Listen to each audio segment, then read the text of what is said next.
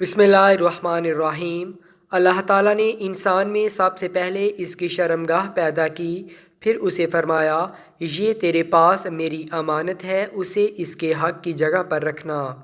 اللہ تعالیٰ نے بچہ دان پیدا کیا، آلات مباشرت پیدا کیے، مردوں کی پشت اور عورتوں کے سینے میں اولاد کا بیج پیدا کیا، شہوت کو مرد اور عورت پر مسلط کیا۔ اللہ پاک نے نیک اعمال، اللہ کی فرما برداری کے بدلے میں نعمتوں کی بارش، اور برے اعمال، اللہ کی نافرمانی کے بدلے میں عذاب دینے کا وعدہ فرمایا ہے۔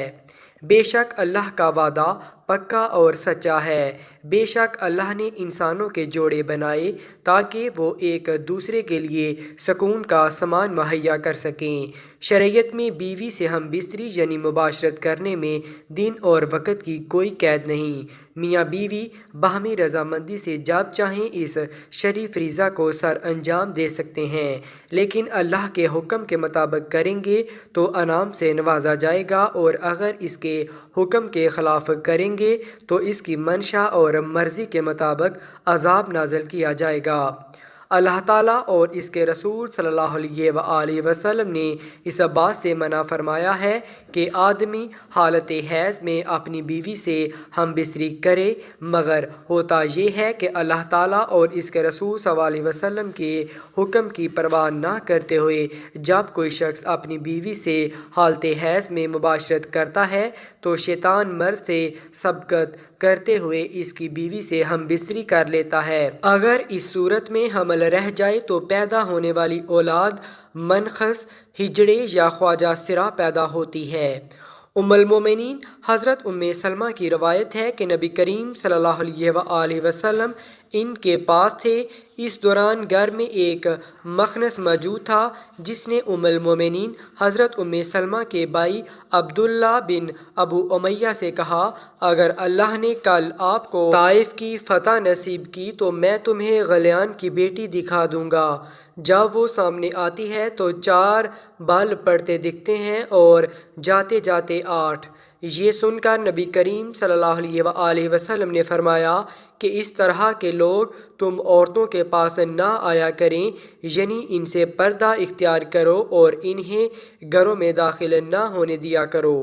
اس مخنث کا نام ہیت بیان کیا گیا ہے۔ ہیت مخنث نے چونکہ ان کی بیٹی دیکھی ہوئی تھی یا اپنے کسی ہم جنس سے اس کے بارے میں سن رکھا تھا،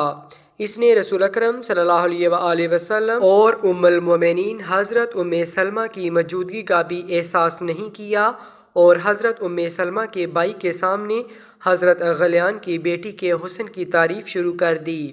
عربوں کے ہاں چونکہ مناسب حد تک موٹی عورت پسند کی جاتی ہے، اس لیے اس نے کہا کہ جب وہ سامنے آتی ہے تو 4 بال پڑتے دکھتے ہیں اور جاتے ہوئے 8، یعنی آتے ہوئے چربی کی 4 تہیں دکھتی ہیں، اور جب پیٹھ پھیر کر جاتی ہے تو 8۔ عورتوں کی طرح کے لباس پہننے والے اور باقی چیزوں میں مشابہت اختیار کرنے والے لوگوں کا گھروں میں آنا جانا شرعاً منع ہے، اور اس طرح کے اخلاق باختہ لوگوں سے بیوی اور بچیوں کو دور رکھنا ضروری ہے۔ اور اس کی وجہ ظاہر ہے کہ بے شک یہ مرد مخنث تھا، لیکن اس نے حضرت غلیان کی باپردہ بیٹی کا ایسا حلیہ پیش کیا ہے کہ گویا سامنے کھڑی ہے۔ حافظ ابن حجر عسقلانی نے اس کے مزید 2 جملے روایت کیے ہیں کہ مجھے نقل کرتے حیا آتی ہے گویا سامنے کھڑی ہے۔ حافظ ابن حجر عسقلانی نے اس کے مزید 2 جملے روایت کیے ہیں کہ مجھے نقل کرتے حیا آتی ہے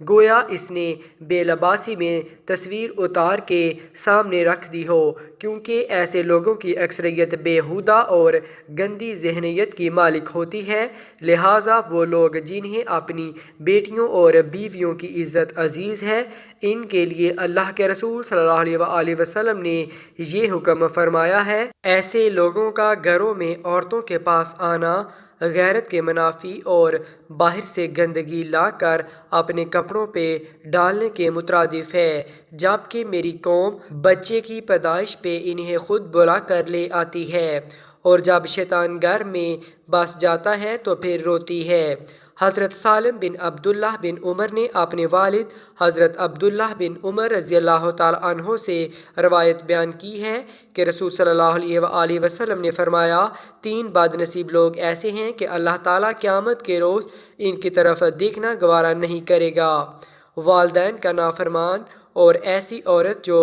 مردوں جیسا لباس پہننے یا وضاحت اختیار کرے، اور دیوس جو اپنے بیوی بچوں کے اخلاق کی حفاظت نہ کرے، اور فرمایا 3 ایسے ہیں جو جنت میں داخل نہیں ہو پائیں گے۔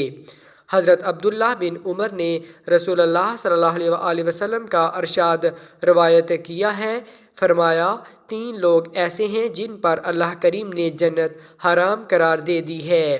شراب سے توبہ نہ کرنے والا، والدین کا نافرمان، اور دیوس جو اپنے گھر والوں کو ایسی چیزوں سے دور نہیں رکھتا جن سے اخلاق تباہ ہوتے ہیں اور جو برائی اور بے حیائی کے ذیل میں آتی ہیں۔